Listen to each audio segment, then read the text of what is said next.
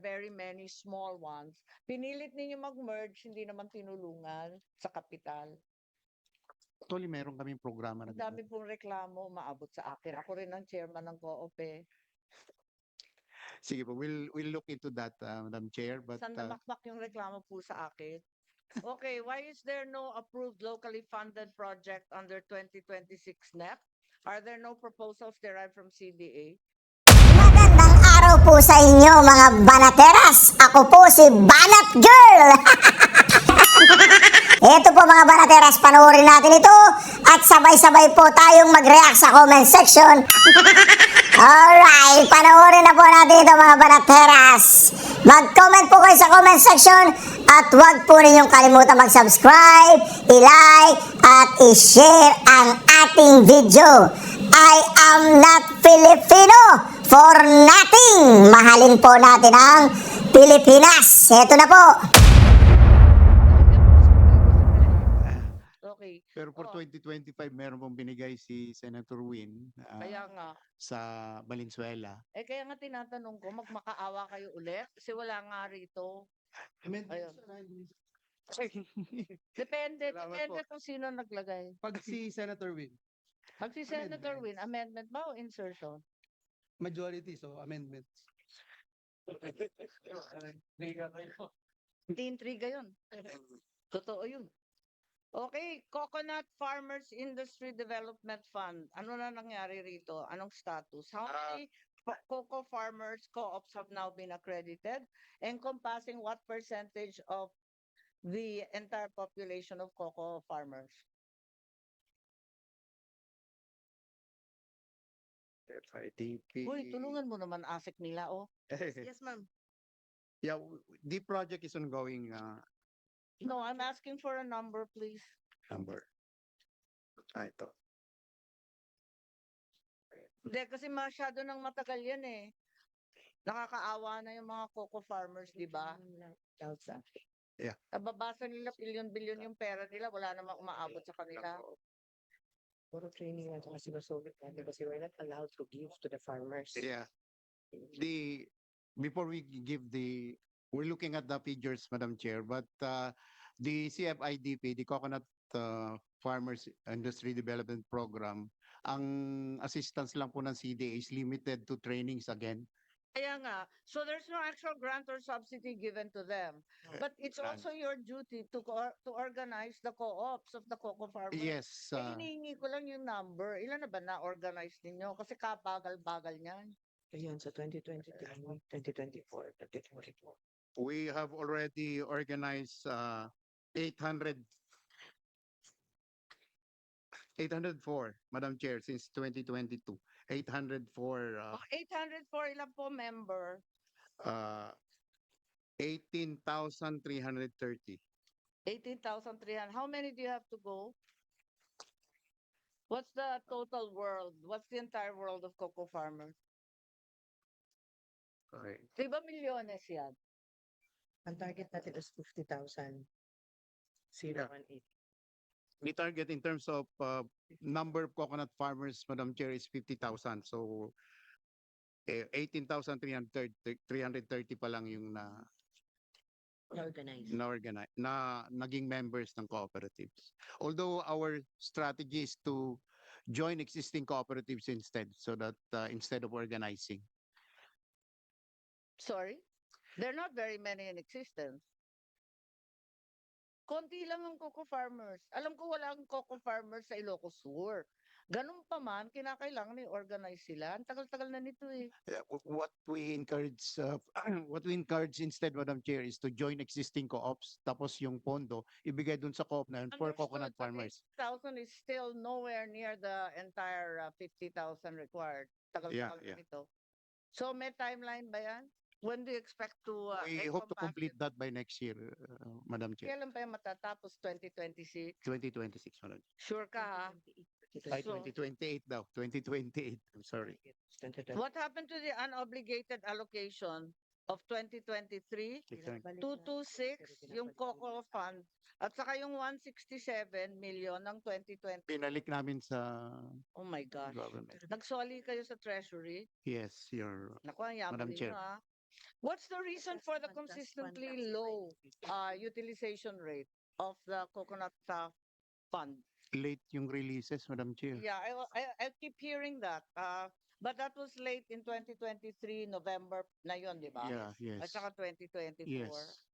Eh ngayon, na-release na ba yan? Na- 2025? Na-release Kailan? by July. So wala na yung excuse na yon. So we're hopeful that this will be faster. Is that correct? Yes, Madam Chair. We Tapos na ba yung CDA tower? not yet, Madam Chair. It's So- 72% completed. So how much to become 100% completed?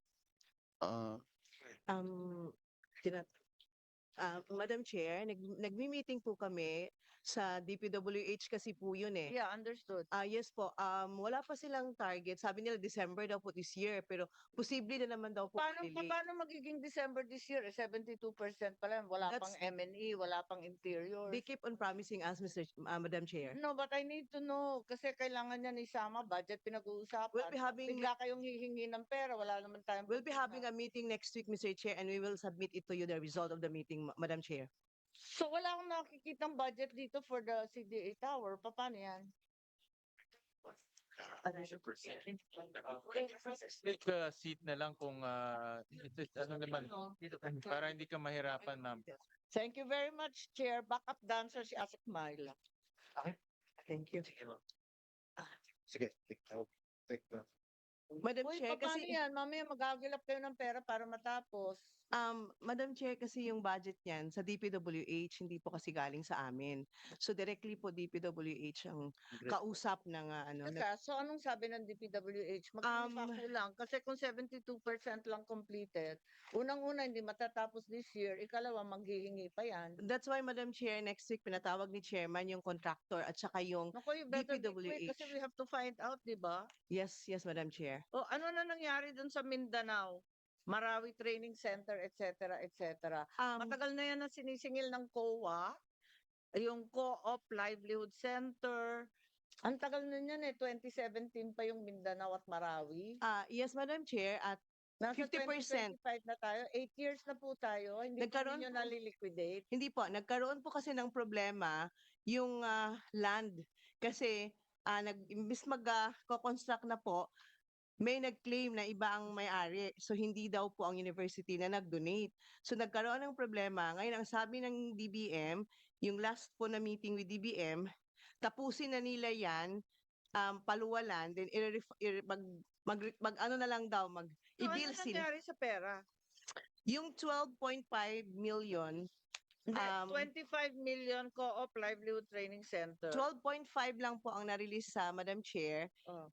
Kasi dapat ma-accomplish nila yung the whole building bago magbigay ng Okay. another 50%. Sige, if you can just submit explanations for all of Yes, this. we will do that, Madam Hindi Chair. ko pa rin naintindihan yung Coco Farmer.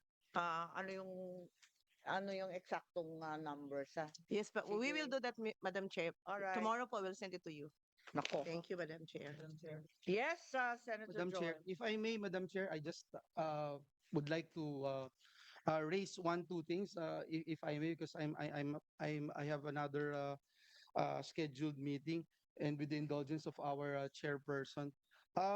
Madam Chair, let me just point out. I know you have pointed out a lot of issues here, from budget utilization, absorptive capacity. I was looking at the declining disbursement rates for key programs like Kulang pa rin tayo ng mga 3.2.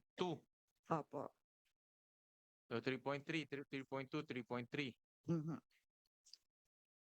So anong magiging consequence? Mga investors to eh. Anong answer? What's the consequence, Secretary? I don't think we want to renege on our commitment to the investors, especially at this time. Pag kumalat yan na hindi tayo nagbabayad sa mga investors natin, kakahiya. Yes, exactly, Senator. We want to pay them because the participants in CARS are also the ones that we are also targeting for raise. Correct. And if correct. they are not paid, then they won't have that confidence to go to our program on race and even sa EBIS for the parts makers. That's for the EVs. Apo. That's for the EVs, no? So, anong feedback from these investors? Actually, Senator Win, I've spoken to them, no, especially Toyota, because doon talaga malaki yung utang natin sa kanila. So we've actually told them that we were gonna get it from the budget, Yeah, anong Yun na nga. feedback? Anong but wala siya doon. These are current Naniningil- investors ngayon eh. Naniningil po. Yeah. Ha? Naniningil. Kasi andito na sila sa Pilipinas eh. Hindi, totoo yun. Yes. So, if we will not pay them, especially Toyota, kakalat yan sa buong mundo. Especially Correct. Toyota has presence Mm. everywhere, no? Yes, actually, yun ang ano talaga. Then we've agreed that we hope to get it from the budget talaga. Kasi that's the only way for No, us it's to be able to, hindi, mababa lang. Kasi Bakit this kinat budget ng was made in the DBM? previous. We've spoken to DBM also regarding this and nag-agree rin na dun kukunin sa budget. But of course, we're still hoping to, we're still hoping to increase this part of Yeah, but, the, but binigay nila 225 million yes, lang. actually, yes. But we've discussed this with SEC. So that's when you program. Yes. That's not. Pero before they gave this out, But we already is there a discussed particular with them. reason bakit kinat ng DBM? Baka may nakita sila na, andito ba DBM? Baka may nakita sila na hindi namin nakikita? Is DBM here, Comsec? Wala po yan. Wala yata. Anyways, but anong dahilan? I haven't spoken to Secretary Amina, but yun ang talagang pinag-usapan namin, even with Sec Amina and also with Fiscal Toyota. space- Now we were fiscal hoping to space pay lang. them already. Saan ang DBM? Normally we have DBM eh. Andito ba DBM? Can you raise your hand? Wala eh. Anyways, just submit to us itong CARS program in arrearage. Very concerned kami dahil commitment natin to sa investors to. Just like Create, nandito na sila. Pag masama experience nila, kakalat yan sa buong mundo. Yes. Wala nang maniniwala sa atin next time. No? And especially at this time na medyo, alam nyo naman nangyayari ngayon with the issue on flood control. More so, we have to make sure that we always remain true to our commitments to our investors. Mr. I'll Chair, talk to since Sec there doesn't Amina. seem to be any apparent plan in DTI for the payment of the 3.3 plus billion, pwede bang kunin kahit papano dito sa 902.30 million for exports and investment development? We have to get it somewhere. Talagang very alarming. Yeah. Masisira pangalan ng Pilipinas eh. Balasubas pala tayo. Ano ba yan? Maybe, Meron kayong dito sa export and investment development. yes, So, pwede Senator, kaltasan yan? kasi we really need to also at least generate income also Yeah, sa but before you exports and generate ano. income, you gotta pay your debts. And then I'll talk to DBM secretary about this one, and then baka we can strike a deal with them because they're also bringing in Tamaraw. Toyota's bringing in Tamaraw also. So the trust is still with us. The trust is still with this administration and also with the country. But I just have to talk to Sec Amina kasi in constant talks naman kami with the Toyota higher the ups. So Ang daming regarding this. problema ng trade. As we said earlier, this is Ito. probably the end of globalization as we know it. Pero yung DTI budget appears on its surface at least to insist that it's merely business as usual. So, ang sabi ni DBM Pangandaman, nung nag-testify siya dito, DTI is sufficiently funded to support exporters affected by US tariffs. Yun ang sabi niya eh.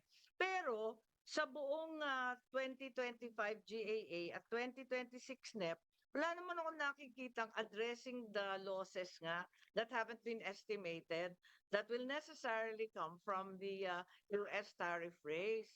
Yes, So, yun ang kinatatakutan natin. Tapos ito nga, andito yung export and investment development, may utang pa na malaki. Baka pwedeng kunin dyan? Or saan ba actually kukunin this to? this budget was done way before this tariff problem. So we did not foresee also na magkakaproblema sa ganon. So we just wanted to use the 900 plus million to generate more investments Pero kasi yung statement kasi ni Secretary Pangandaman was fairly recently. Sabi niya, you're sufficiently funded. Pero tinitignan ko nga, well, saan ba? And mm, ikaw naman, iba naman yung version mo, which I believe, na talagang ginawa yung budget, wala pa naman balita tungkol yes, dito. including this political issue. So for us at that time, everything was going Ano really well. dapat So natin gawin?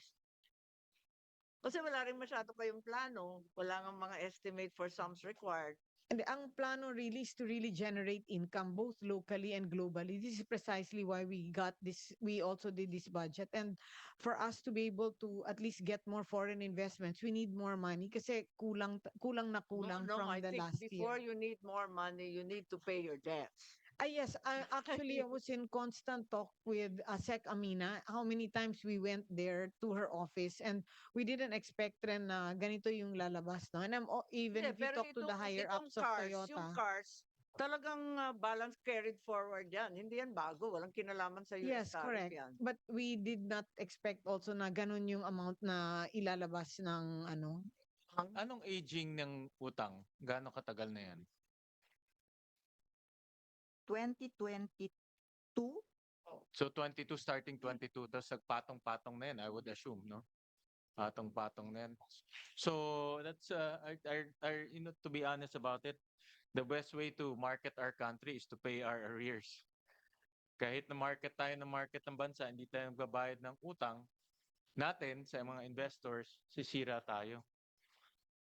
So anyways, I will Yeah, subscribe to the suggestion ng ating chairman kung saan nakikita niyang pwedeng pagkunan. Ewan ko, saan ba kukunin yan? We have to find it somewhere. Madam Chair. There's also an amount of arrearages from the 2026 unprogrammed. Meron kayong additional sa unprogrammed sa 2026. Nakita ko lang ngayon, 333.504 for cars arrearages. Obviously, it's not anywhere near enough. Madam Chair, Kaya unprogrammed pati, ang lupit. actually the total arrearages is at 3.987 Yun na nga, billion. Chairman Gatchalian already said that. Oo. Pero I'm saying there's some money. Naghahagilap tayo ng pera, Pera. di ba? O meron dito sa unprogrammed. Kaso nga lang, depends on savings. Tapos meron rin dito sa export and investment development. Kailangan kaltasan yan. Wala na akong maisip. Saan pa kaya makakakuha ng pera? For the exports, Senator, I think we really need that because ang daming exporters Yes, you na said that mawawalan already, na ng but ano. you better find me 3.9 million. Yes, we You can. better find 3.9 billion.